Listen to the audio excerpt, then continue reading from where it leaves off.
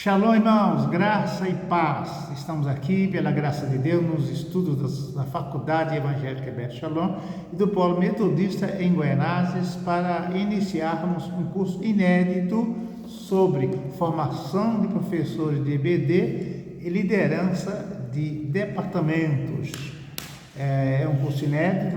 Neste curso estaremos trabalhando 5 áreas gerais e teremos a área cognitiva, a área pedagógica, a área psicológica, a área teológica e a área espiritual. Nesse curso nós estaremos trabalhando todas as faixas etárias da infância, adolescência e a vida adulta. E teremos como ponto de partida o texto sagrado de Deuteronômio, capítulo 31, versículo 13 e 14. Esse texto nos apresenta a base áurea para a escola bíblica dominical, liderança de departamento e a divisão da igreja por faixas etárias. Prestem atenção. Ajuntai o povo, os homens, as mulheres, as crianças e o estrangeiro que está dentro das vossas cidades, para que ouçam e aprendam e temam o Senhor vosso Deus e cuide de cumprir todas as palavras desta lei, para que seus filhos que não a souberem ouçam e aprendam a temer o Senhor nosso Deus todos os dias que viverem sobre a terra, a qual ides passando o Jordão para a possuir. É um texto maravilhoso e aqui temos a temática bíblica e, na verdade, é um manual de pedagogia antiga, um manual de instrução, de educação, dividindo por faixas etárias. Os homens, as mulheres, as crianças e os estrangeiros. O estrangeiro, para nós, representa os novos convertidos ou os não crentes, aqueles que não são cristãos ainda, podem entrar na escola bíblica e se converterem, pois a fé vem pelo ouvir e ouvir a palavra do Senhor. Um outro texto sagrado que corrobora com esta escritura é Provérbios 22, 6. Lá temos a instrução área para a educação juvenil ou infantil, que diz: educa, instrui o teu filho no caminho que deve seguir, no caminho que deve trilhar, e quando for adulta não se desviará do caminho. Queridos irmãos, os 2 textos dizem respeito à formação da conduta, desenvolvimento cognitivo, do conhecimento, da inteligência racional, inteligência emocional, inteligência física e inteligência espiritual. A Bíblia é um manual completo de instrução e, quando bem aplicado, ele vai tratar da formação da conduta da criança, da formação da conduta do jovem, e ele, bem instruído, bem formado, quando ficar adulto, não vai se desviar da formação que recebera, porque essa formação vai tratar do seu caráter, da sua conduta, da sua ética, da sua cidadania, vai trabalhar do seu ser, tratar do seu ser de forma integral, de forma total. E aqui eu quero traçar algumas considerações bem interessantes da diferença de informar e formar. As escolas públicas, as academias atuais, elas formam a pessoa. Elas formam para exercício de uma profissão, entretanto, elas precisam passar por estágios, na medicina passarem pela fase de tratamento nos hospitais, e toda a instrução acadêmica durante o estágio, ela é importantíssima para o médico se preparar para o exercício pleno da profissão, e esse estágio é que vai tratar da verdadeira formação, pois o que recebera anteriormente na faculdade, na grade curricular, da forma pedagógica, são informações. E quando as informações estiverem bem inseridas, bem absorvidas, bem aprendidas pelo aluno, pelo estudante, ele tem condições de colocar isso na prática através da academia, através da instrução, e no caso do médico, ele vai passar por aquele período de instrução na fase de estagiário, quando é acompanhado por catedráticos e professores que têm longa experiência na formação médica. No que trata do texto sagrado, a formação era inculcar neles o temor a Deus, o respeito ao próximo, a guarda dos mandamentos, não como informação, mas como prática de vida.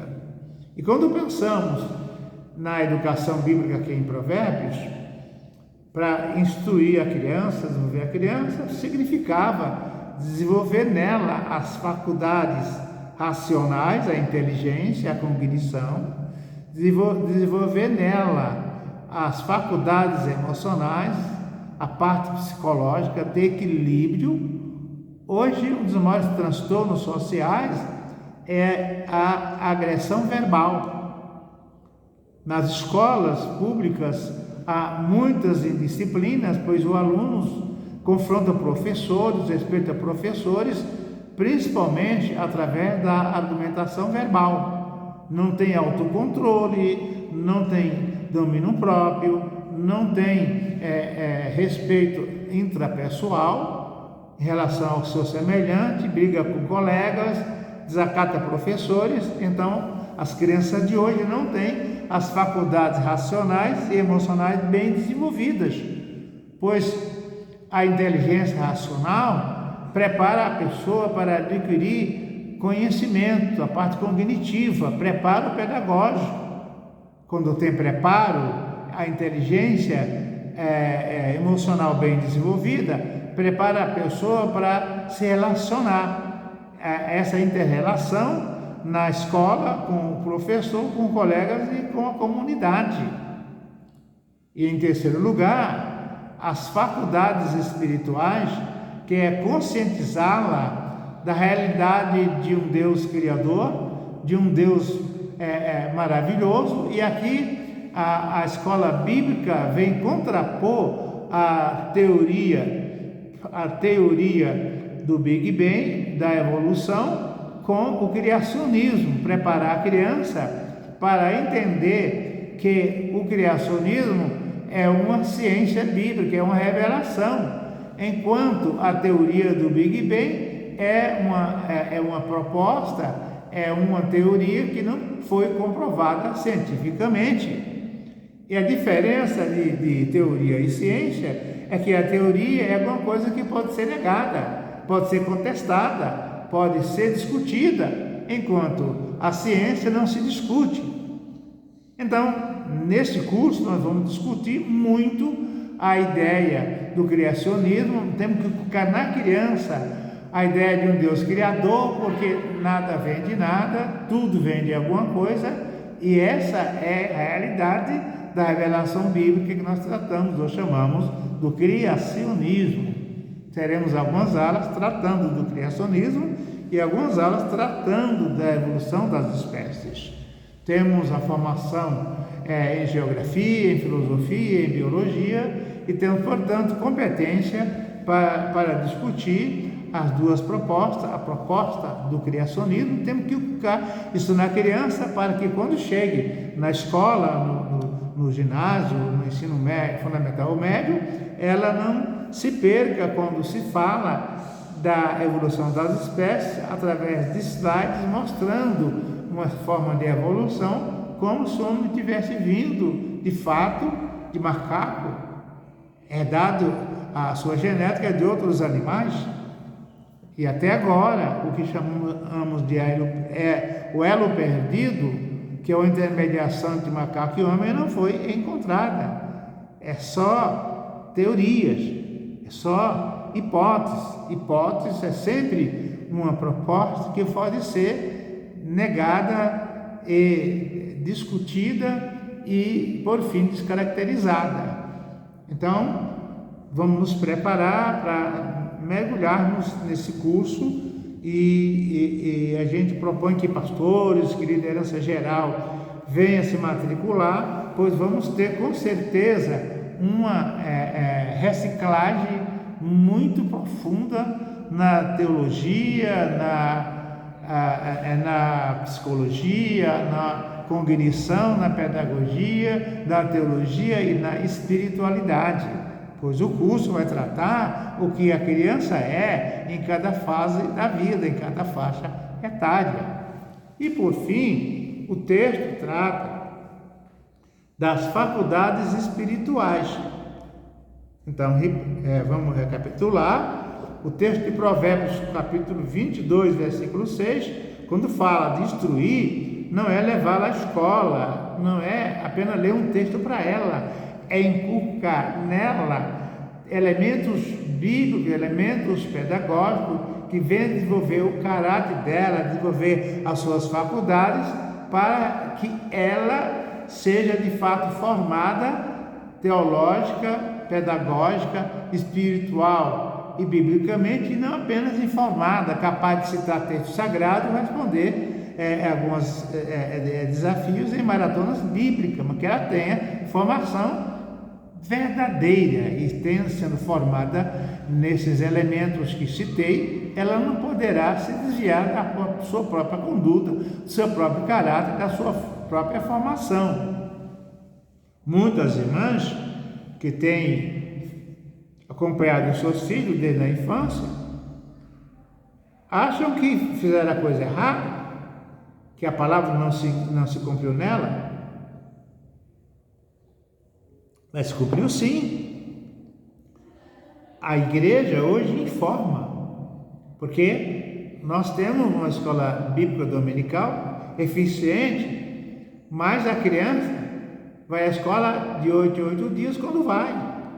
E muitas vezes nossos professores não são pedagogos, não são psicólogos, não são teólogos, não são psicanalistas, não têm nenhuma formação em EBD. São pessoas leigas, têm uma formação bíblica, boa vontade, e vão ministrar as aulas de EBD sem uma verdadeira formação. Então não tem competência para desenvolver na criança as suas habilidades, as suas faculdades, as suas competências. A faculdade espiritual é conectá-la com Deus sem aliená-la, pois a criança não tem condições de tratar e trabalhar mentalmente as verdades abstratas e espirituais, pois a sua mente ainda não está verdadeiramente formada. Ela vai ver e descobrir Deus nas atitudes dos adultos, pois até 83% da sua aprendizagem vai ser desenvolvida a partir da observação do comportamento e das atitudes dos adultos, a partir dos nossos lares. Gosto de dizer que os nossos lares, os lares cristãos, são as primeiras agências de educação, as primeiras agências pedagógicas, as primeiras agências escolares, as primeiras agências de desenvolvimento verdadeiro da criança. E isso quer dizer que os pais também precisam fazer esse curso para aprenderem como lidar com a criança. E em vez de usarmos a cartilha do não pode, a gente apresentar uma maneira diferente de fazer. Você não pode falar assim com a mamãe, você pode falar diferente com a mamãe. E temos um material maravilhoso que trata da questão do não pode, da cartilha do não pode, com a cartilha como fazer diferente. Essa educação verdadeiramente bíblica vai trabalhar a área cognitiva das nossas crianças, dos nossos jovens, dos nossos professores que são formadores, formando a criança para desenvolver nela uma cidadania consciente para exercer os seus direitos, pois muita gente exige direitos sem cumprir deveres. Temos que inculcar na criança os direitos da Declaração Universal dos Direitos Humanos, a Declaração do Estatuto do Menor, da Criança e do Adolescente, para a criança consiga entender que ela precisa cumprir seus deveres, respeitar professores, respeitar as autoridades, respeitar os seus pais. Temos uma sociedade muito violenta, pois quem mais educa é a internet, através de jogos, e a criança já nasce competindo, e ela se torna violenta, não sabe perder, não sabe ceder, de forma que estamos vivendo numa sociedade onde as pessoas estão sofrendo de doença da autossuficiência, da jactância, da vaidade, por falta de uma verdadeira formação consciente que desenvolva nela a consciência de cidadão, de cidadã, respeito ao próximo, às autoridades, às leis estabelecidas e, por fim, ela aprenda a respeitar as leis de Deus, os mandamentos de Deus, desenvolvendo assim a área da espiritualidade. Temos 1050 mandamentos no Novo Testamento, são normas. Temos 613 mandamentos no Antigo Testamento, também são normas. Tem mandamento: filhos, obedecei vossos pais, porque isso é bom, é justo no Senhor. Efésios 6. Temos outro mandamento: pais, não provoqueis a ira a vossos filhos, também é um mandamento. O que é honrar pai e mãe? Honrar pai e mãe é respeitá-los, porque a autoridade e a amizade se completam. O pai ama o filho, mas o pai é uma autoridade. O pastor ama os jovens que entram na igreja, mas o pastor é uma autoridade. O professor em sala de aula ama os seus alunos, mas ele é uma autoridade. A coordenadora da escola respeita e busca o bem-estar dos alunos, mas ela é uma autoridade. Então, a amizade e a autoridade andam juntas.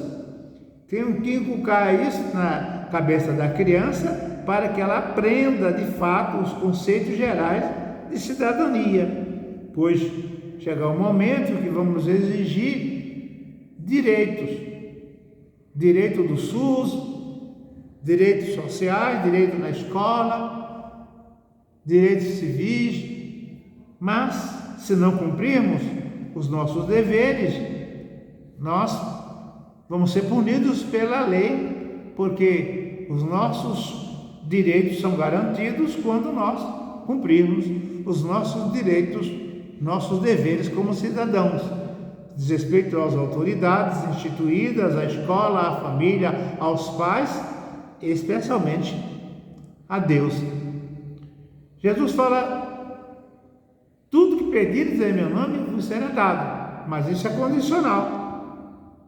Se guardares as minhas palavras, como diz as Escrituras, tudo quanto pedires em meu nome vos será dado.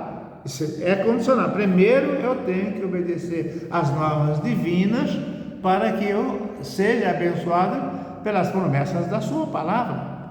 Nós queremos amizade com Jesus. Ele fala: vós sereis os meus amigos se fizerdes o que eu vos mando. Ou seja, se respeitarmos a autoridade de Jesus como Senhor, então nós teremos a amizade dele, teremos a proteção dele.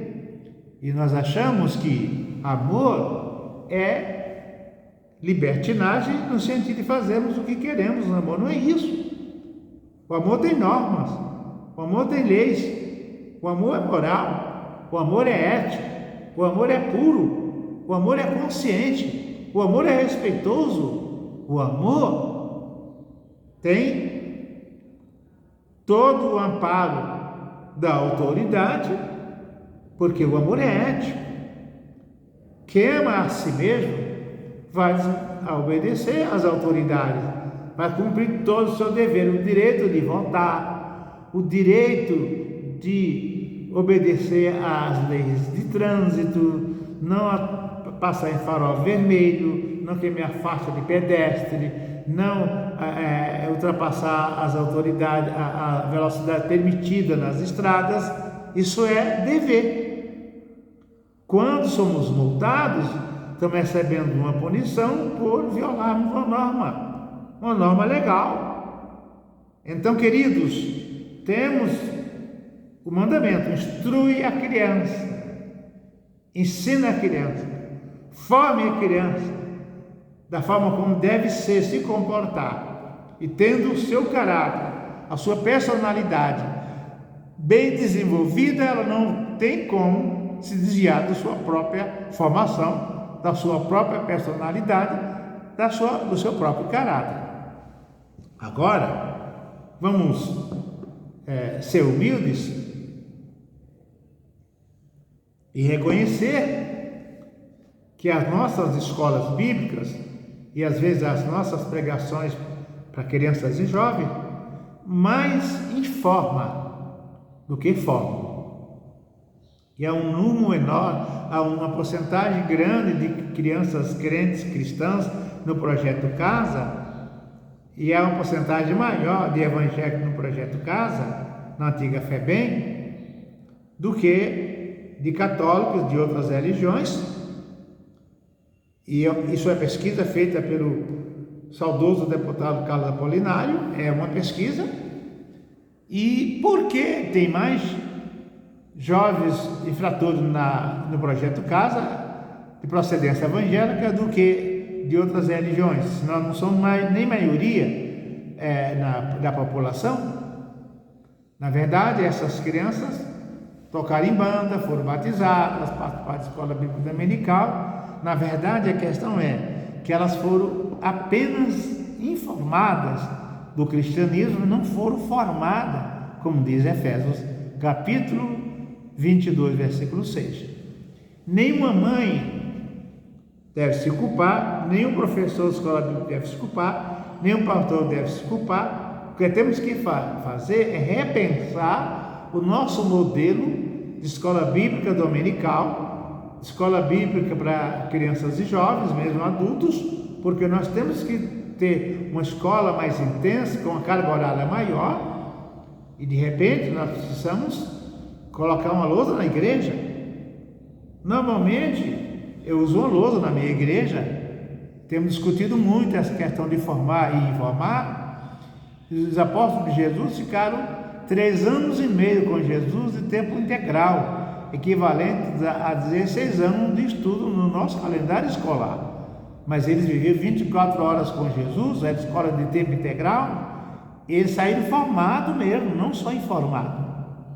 Lá em Mateus 28, 18 seguinte, ele diz: toda autoridade me é dada dos céus na terra, então ide por todo mundo, pregai e ensinai, ensinando todas as coisas que eu vos tenho ensinado, todas as coisas. E os apóstolos reproduziram a pregação de Jesus na cura de enfermos, na honestidade e fidelidade à palavra e respeito às autoridades, porque os apóstolos de Jesus estavam verdadeiramente formados, não apenas informados. Quando ele coloca as normas para entrar na sua escola, ele fala: negue-se a si mesmo, você vai ser só servo, vai ouvir o que eu ensino, vai fazer o que eu ordeno. Negue-se a si mesmo, tome a sua cruz. Tomar a cruz é crucificar a nível da consciência tudo aquilo que contraria a doutrina cristã, e siga-me, continue na minha escola sendo o meu discípulo, sendo o meu aluno. No Antigo Testamento, lá em Gênesis, fala de um bom aluno de Deus chamado Enoque, que viveu 60 anos e mais 300 e andou tão bem na escola de Deus que foi arrebatado vivo para não ver a morte. Que interessante, que aluno maravilhoso. Temos um aluno de Deus chamado José do Egito, que foi levado preso, vendido pelos irmãos, com cerca de 14 anos de idade, e ele não se desviou dos princípios divinos. Temos 4 jovens no Antigo Testamento, chamados Sadraque, Meseque, Abednego e Daniel. Esses moços foram levados cativos, também com cerca de 13, 14 anos, lá na Babilônia, e nunca se desviaram dos princípios divinos, mesmo servindo a um império pagão. Foram abençoados, nem as carnes, os manjares sacrificados a eles comeram, porque tiveram permissão de comer manjar por um período até que pudesse ter condições de se alimentar de alimentos preparados segundo a ordem judaica. Daniel e seus amigos não eram vegetarianos. Não tem pessoa vegetariana na Bíblia. Quem era vegetariano na Bíblia era Adão e Eva. Mas a partir da Páscoa, ninguém pode ser vegetariano, pois não se celebra a Páscoa com alface, com tomate, com abobrinha. Celebra a Páscoa com carne, com cordeiro assado. Então, nenhum vegetariano hoje poderia participar da Páscoa. Nenhum adventista poderia participar da Páscoa porque eles são vegetarianos. Isso é contraditório, não é? Nada contra, tem irmãos abençoados que são adventistas, mas Paulo fala, comer tudo que colocaram a sobre. Ninguém é obrigado a ser vegetariano, mas vegetariano só Adão e Eva, porque não tinha necessidade de matar animais, porque a terra produzia tudo de forma natural, mas quando veio a queda, Deus imolou animais para vestir Adão e a Eva. Lá na arca, Deus mandou separar animais puros que fossem serviço de alimentos na nova realidade, na nova dimensão pós-diluviana, pois as pessoas tinham que comer carne, especialmente a partir da Páscoa, na saída do Egito, pois a Páscoa não é celebrada com jiló, com maçã, com jaca. A carne é celebrada com pão asmos e carneiro assado, cordeiro assado. Então vejam que interessante, esses jovens, Daniel e seus 3 amigos, José do Egito e tantos outros jovens, não se corromperam mesmo em países estrangeiros, porque eles tinham a sua instrução, suas faculdades bem desenvolvidas, sua instrução bíblica muito bem firmada em suas mentalidades, ou seja, eles estavam bem formados a nível de faculdades racionais, faculdades emocionais, faculdades físicas, tinham uma profissão, e faculdades espirituais. Quando os moços foram estados por Nabucodonosor, quanto a adorar, não adorar a estátua que ele ergueu, os moços foram educados e falaram: olha, excelência, quanto à pergunta que fizeste, se é de propósito, não vamos responder, não vamos responder, não é a nossa vontade, mas fique sabendo que o nosso Deus a quem servimos poderá te livrar das tuas mãos se Ele quiser. Olha que interessante, foram submissos à vontade de Deus. Se Ele quiser, Ele pode nos salvar da fornalha ardente e das tuas mãos. Se Ele não quiser, amém. Mas não vamos nos curvar diante da tua estátua, dos teus deuses. Eles foram bastante categóricos e humildes. Então, queridos, nesse curso propomos ajudar todos os irmãos que se matricularem a entenderem melhor a diferença entre formar e informar. Na consciência de cada pessoa, ele tem o que se chama caráter. Pois a residência médica vai trabalhar muito a questão de ética, a prática da exercício da profissão, e o médico se torna médico de verdade e vai receber o grau de doutor quando passar na residência médica. E nós vamos ter nesse curso alguns momentos que nós vamos passar pela forma vamos ter alguns encontros presenciais para a gente tratar isso numa forma de estágio, para desenvolver nos irmãos essas 3 faculdades ou competência, que é a parte da mentalidade, raciocínio ou razão, e é na razão que a gente toma consciência do mundo ao redor, de Deus e de nós mesmos, e passamos a ter consciência da santidade por participarmos dos atributos comunicáveis de um Deus Santo, passamos a ser seres sociais por respeitarmos, amarmos, buscarmos o bem-estar do nosso próximo, tratarmos da nossa própria índole, pois quem ama a si mesmo busca cuidar da sua saúde, cuidar do seu caráter, cuidar do seu corpo, cuidar da sua mente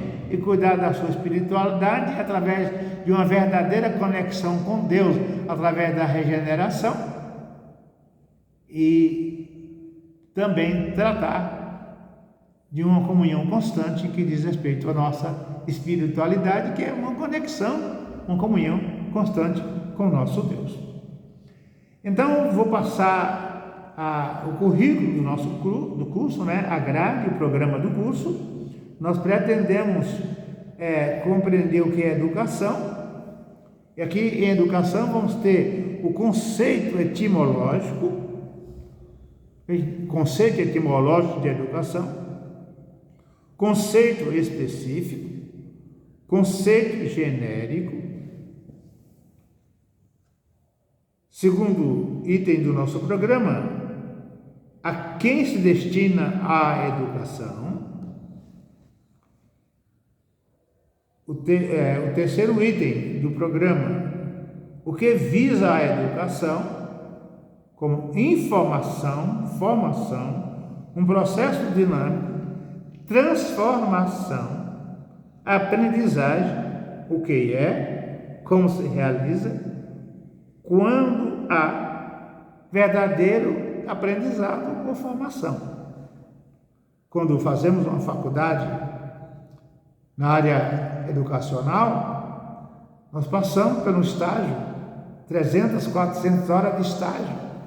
Mesmo assim, vamos para a sala de aula temerosos, e é nos 2, 3 primeiros anos que vamos desenvolver uma forma própria, uma metodologia própria de ministrarmos aula. Mesmo que chegando na cada escola, a escola oferece o programa, oferece a grade curricular, onde vou ver as disciplinas que vou ministrar, o programa que vou ministrar, para a série que vou ministrar. Entretanto, eu vou levar 2 até 3 anos para desenvolver uma metodologia própria como professor. E chega um momento que a pessoa passa a ter domínio da disciplina, ao ponto de, muitas vezes, não usar livros, pois ela mentaliza todo o programa. Até hoje eu mentalizei todas as classes gramaticais da língua portuguesa, pois lecionei durante mais de 40 anos língua portuguesa. Lecionei história, geografia, filosofia, teologia, antropologia, sociologia. Lecionei ciências sociais. Lecionamos a teologias bíblicas, teologia paulina, teologia do Antigo Testamento, história de Israel. Então, com o tempo, a gente passa a ter domínio da disciplina e desenvolvemos uma metodologia própria. Isso é formação mesmo. A pessoa faz um bacharel em teologia, mas ela só se torna um teólogo ou uma teóloga quando ela desenvolve uma linha teológica própria. E como fazemos isso? Através do magistério teológico, ministrando aulas, dando palestras, escrevendo livros, pesquisando. Aí passamos a ser um teólogo com uma linha teológica própria. Normalmente, o teólogo, quando escreve um livro, no livro ele cita autores, cita outros teólogos, mas ele tem a forma teológica dele ver a teologia. Isso é formação verdadeira. E vamos no quarto item do nosso programa desse curso, nós vamos tratar da educação cristã propriamente dita, entendendo que é educação cristã, o objetivo da educação cristã que ela propõe, agências da educação cristã. Quando nós tratamos lá do foco missionário em Atos dos Apóstolos, capítulo 1, versículo 8, quando Jesus fala de receber o poder do Espírito Santo, os apóstolos estavam pedagogicamente formados, psicologicamente formados, mas eles precisavam de ter a formação da espiritualidade. Jesus falou ficar em Jerusalém até que do alto seja revestido de poder. O revestimento de poder é uma autoridade que caracteriza discernimento, é inspiração para entender melhor, interpretar melhor, aprender melhor a Escritura Sagrada, para a prática das Escrituras Sagradas, que é a última formação. Ali podemos chamar, ali Jesus passou, é o estágio final da escola de Jesus. E ele diz: para que sejais minhas testemunhas, para que me representeis em Jerusalém, Samaria, Jerusalém, toda a Judéia, Samaria, os confins da terra. São quatro agências de educação religiosa, de educação missionária, de proclamação do Evangelho. E gosto de afirmar que Jerusalém começa no nosso lar. Jerusalém é nossa cidade, Jerusalém é o nosso bairro, Jerusalém é o nosso lar, que é a primeira instância de educação cristã, de educação religiosa, porque a criança vai conhecer a Deus através da atitude e do comportamento dos pais, da atitude e comportamento dos obreiros da igreja.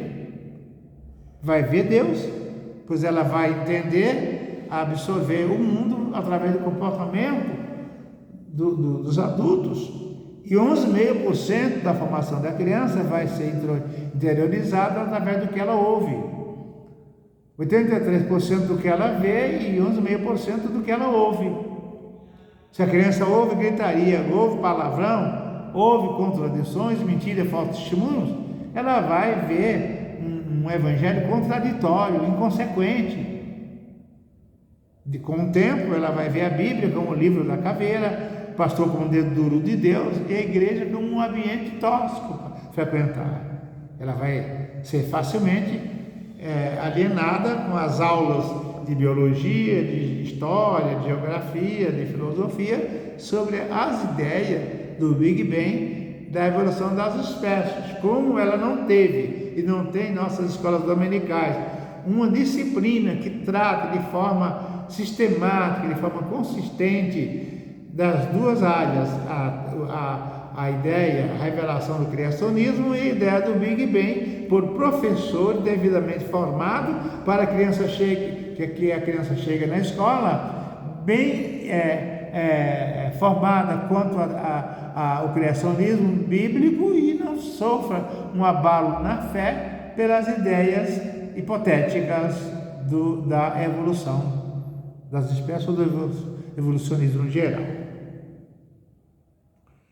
E o quinto item do nosso programa, trataremos da escola dominical em si, tratando o aluno, o professor, os recursos didáticos,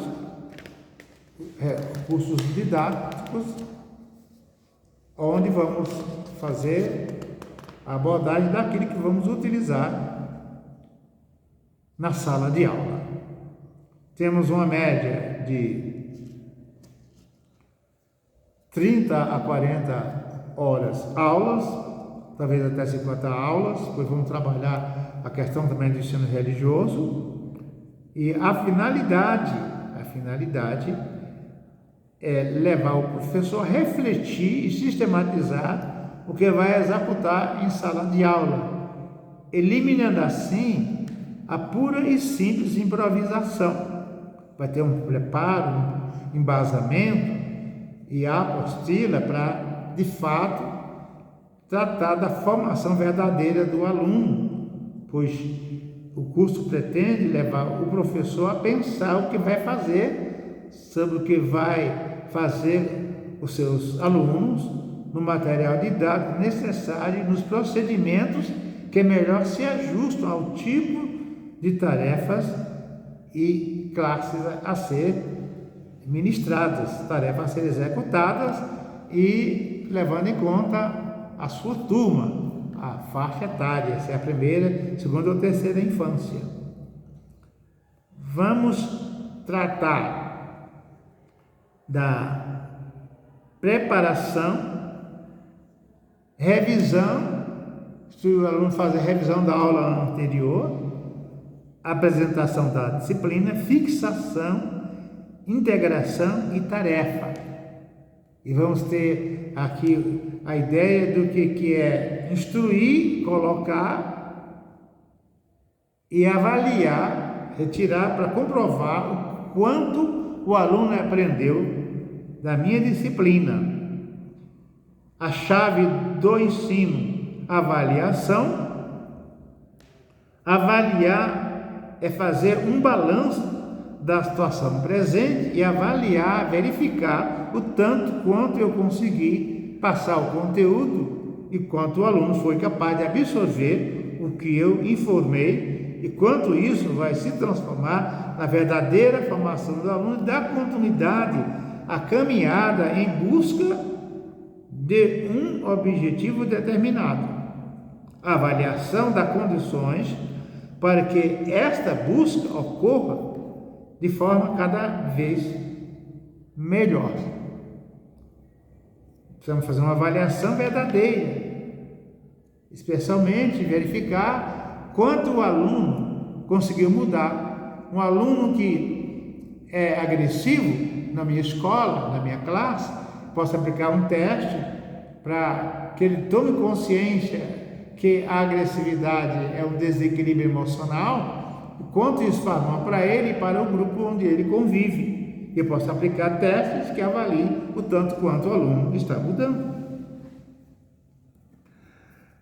Bem, a chave então, pois, letra A, descoberto os pontos fracos com as respectivas causas, o professor saberá como evitá-los no futuro, reavaliar o seu programa para rever os seus objetivos e determinar, de fato, o quanto os seus alunos absorveram do conteúdo que foi ministrado.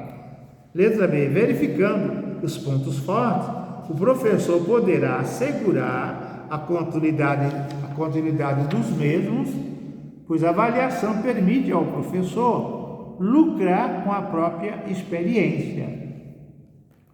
E agora, a metodologia da nossa avaliação, ou avaliação que o professor precisa aplicar para verificar quanto o porcento do aluno aprendeu do conteúdo ministrado. A prova não é provar o quanto o aluno não sabe, é provar o quanto o aluno sabe. E quando eu avalio conscientemente o meu aluno, eu me avalio junto. Pois se eu reprovar 50% da minha turma, eu também fui reprovado. A média é que nós aprovemos no mínimo 75% dos nossos alunos. O professor foi razoável em passar o seu conteúdo. Quando a classe inteira foi mal, não foram os alunos que falharam, foi a minha metodologia que falhou. Eu não fui bem na forma de transmitir o conteúdo, pois o professor é mais do que um transmissor de conhecimento, ele é um facilitador da aprendizagem. O aluno não é uma caixa, não é um vasilhame onde eu derramo conteúdo. O aluno é um ser consciente e junto a ele, eu vou ser um facilitador do aprendizado. Assim, eu vou formando e não informando o meu aluno. Se eu tornar o aluno apenas um conteúdo e eu for um professor que apenas passa, ministra conteúdos pedagógicos, eu vou informar, mas não formar. E na avaliação, quando eu perceber que 80% da turma aprendeu bem o conteúdo, eu estou me aprovando juntos. E em que os outros não conseguiram aprender, aí eu vou trabalhar, eu vou rever a prova, rever a avaliação, vou fazer uma revisão de novo, e aí eu posso fazer outra avaliação com os 20% que não aprenderam o conteúdo, para ver no que eles não tinham ido bem. Eu vou conseguir levar a turma junta.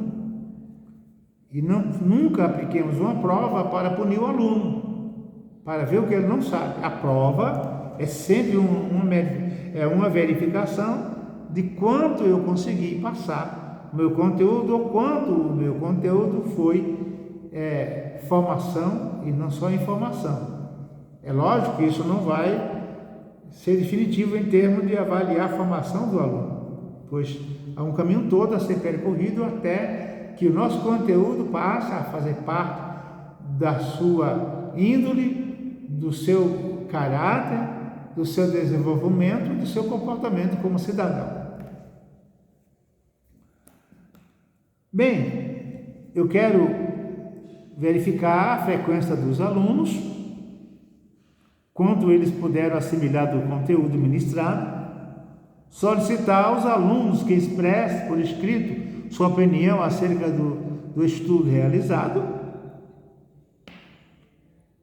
contando com a presença crítica de um observador durante a aula, o que deverá reportar e o que notou. Eu posso chamar para o superintendente da escola bíblica avaliar minha aula, posso chamar para um obreiro, para um diretor de departamento da igreja, o pastor, avaliar minha aula, para que eu veja onde que eu posso melhorar, pois a escola bíblica dominical visa o crescimento da igreja como um todo, não só informar, mas formar os alunos que foram batizados, e a escola bíblica é responsável pelo crescimento na graça, pelo crescimento no conhecimento na graça de Deus, para que a igreja não seja raquítica.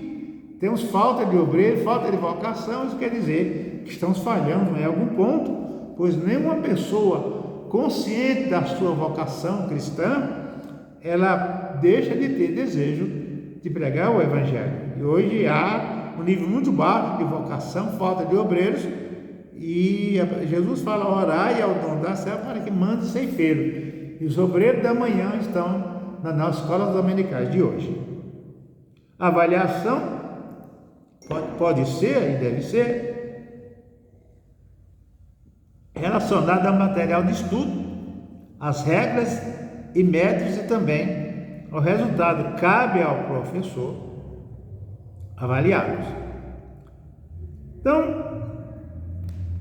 no final do curso, a gente entende, a gente pretende que, numa avaliação final, cada um dos nossos matriculados esteja de fato formados, e podemos ainda fazer um relatório que os alunos que não são professores ou que já são professores possam ser avaliados em sua respectiva sala de aulas, para que venham a entender que de fato eles estão formados e agora têm condições de aplicar em si mesmo os métodos aplicados no curso, e não meramente informados como transmissores de conteúdos pedagógicos, teológicos ou bíblicos, mas que não participam. É como alguém que serve comida e passa fome o tempo todo. Queremos professores formados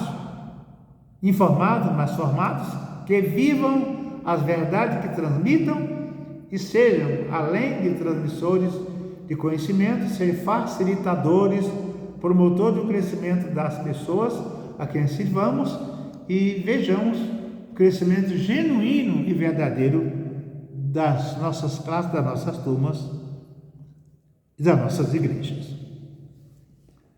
Compreendendo o que é educação. Muito se discute da educação, chegando-se às mais diversas opiniões. Sou pedagogo, psicopedagogo clínico, sou psicopedagogo das instituições, temos várias formações e pós-graduações, tenho formação em educação infantil, formação em neuropsicopedagogia, formação em neurociência, formação em psicopedagogia, em psiconeurociência, mas se discute. Temos conceitos maravilhosos, conceitos lindos sobre pedagogia, mas vamos reforçar que a pedagogia visa formar pessoas e não apenas passar conteúdos que ela obtenha notas, não seja capaz de aplicar ou replicar aquilo que elas receberam e aprenderam em sala de aula. Então, muito se discute da educação, chegando-se às mais diversas opiniões. Portanto, torna-se necessário conceituar a educação a fim de obter a base necessária para uma melhor formação, compreensão da educação ou da ação educacional. Torna-se bem necessária para se obter uma melhor compreensão da ação educacional. Dá vontade de vir para a escola. Veja que interessante, o conceito etimológico. A partir do latim, nós temos o conceito etimológico da palavra educação, para podermos considerar o termo educação como que relacionado a três palavras latinas, que é a língua da qual vem a língua portuguesa. A língua portuguesa é formada do latim e do grego. Interessante, podemos considerar o termo educação como que relacionado a três palavras latinas. Em primeiro lugar, educare, que quer dizer alimentar, levar alguma coisa de fora para dentro, nutrir, criar, é uma ação exterior movida para o interior, é inculcar, é interiorizar conceito que forme, que modifique, que transforme o aluno de dentro para fora. Então, de novo, o primeiro conceito latino para a educação é educare, que quer dizer alimentar, levar alguma coisa de fora para dentro, criar, nutrir, interiorizar, é uma ação exterior movida para o interior. Não é lindo demais? Isso concorda com Provérbios 22:6, instrui a criança, coloque na criança conceitos verdadeiros sobre Deus, sobre a sociedade, sobre a cidadania, sobre a vida, de amar a si mesmo para poder amar ao próximo. Isso é educare. Segundo lugar, vem a palavra, o conceito da palavra educere, que significa extrair, tirar de dentro para fora, desenvolver internamente. Essa palavra é o que nos leva a comprovar, através de estágios, através de avaliações, o quanto o aluno aprendeu do nosso conteúdo pedagógico, teológico, científico, cognitivo. Vou repetir. Segundo o conceito etimológico sobre a educação, é educar, quer dizer alimentar, levar alguma coisa, do sere, que significa extrair, tirar de dentro para fora. Ou seja, se você instruiu, o aluno vai responder: ô Manuel, o que significa amar a Deus acima de tudo? Isso estou extraindo. Se ele entendeu o que é amar a Deus, se ele conseguir responder, ele está atendendo ao conceito de educare, educere, que é tirar para fora. O terceiro conceito de educação é ducare, cujo sentido é conduzir, guiar, orientar, instruir. Pela análise destas palavras, diríamos que a educação é um movimento de fora para dentro e de dentro para fora. Você interioriza informando e você comprova que o aluno entendeu, está formado, exteriorizando através de provas, de perguntas, de avaliações ou da avaliação do comportamento, das atitudes do aluno. Pela análise destas palavras, diríamos que a educação é um movimento de fora para dentro e de dentro para fora.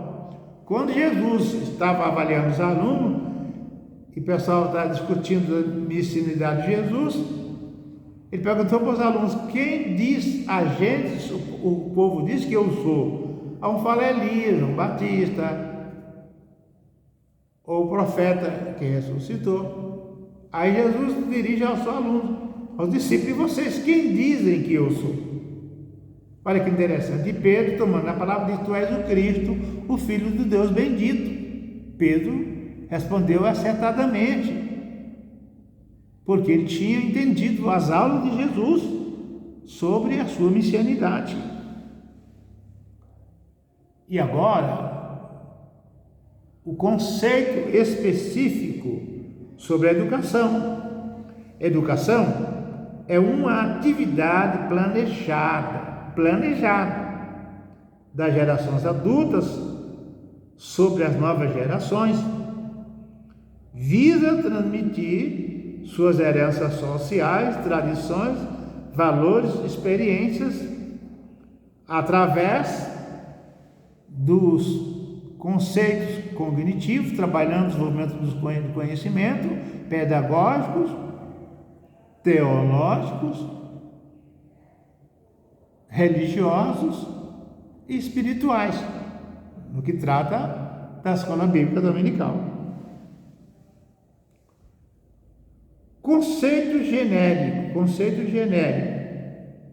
Educação é qualquer experiência que enriquece uma pessoa. Essa experiência pode mudar seu pensamento, ideia sobre as coisas, seu comportamento, seu modo de ser. Assim sendo, qualquer experiência pode ser um instrumento de educação. Na igreja, no sermão, nós vamos ter um sermão bem feito, tem que ter início, meio e fim. Um tema: vivendo em santidade. Como um tema, a proposta é gerar desafios no crente que estimule nele a melhoria da sua santificação e sua comunicação com Deus. Esse sermão vai ter que ter uma introdução. Na introdução vai situar a ideia no momento, o desafio do crente em relação às modernidades, vai ter um desenvolvimento. Como vai propor o desenvolvimento no sermão, propondo ao crente a melhorar as suas competências cristãs, suas habilidades cristãs. Vai ter uma conclusão, porque a santificação, seguir a paz da santificação, sem a qual ninguém verá o Senhor. O propósito final, a conclusão da santificação como serão, seria nos santificar para aguardar o arrebatamento da igreja. Ou usando Hebreus 12, não é? Deixando todo o embaraço, o peso do pecado que nos cerca, correr com proposta, olhando sempre para Jesus, a nossa carreira que nos está proposta, olhando sempre para Jesus, autor, consolador da fé, seria um texto de apoio a um tema que falasse da santificação.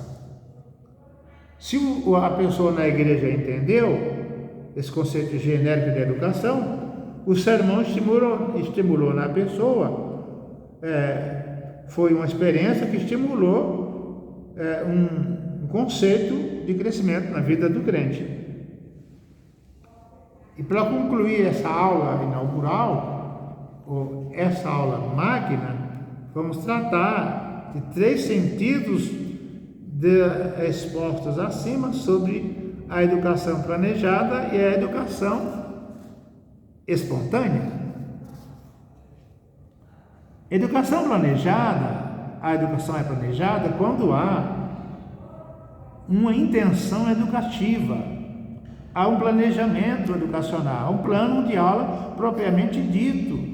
No plano de aula há um objetivo geral, objetivo específico, há uma metodologia como ela vai ser ministrada e um conteúdo pedagógico. Então, na educação planejada, quando há educação, quando temos uma mente e objetivos bem definidos. Na educação espontânea é aquela que pode partir de qualquer lugar sem uma educação educativa. Em uma conversa, na leitura de um livro, quando a gente ouve um testemunho. No sermão, o pastor pode ter uma educação planejada, pois ele pretende no sermão levar os irmãos a certa compreensão.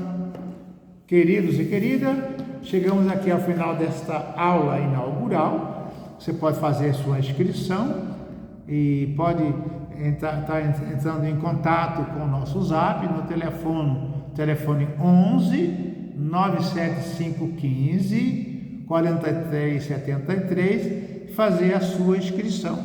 O nosso curso é online, teremos alguns encontros presenciais, não obrigatórios, e as igrejas que quiserem montar turma, atenderemos qualquer região do Brasil.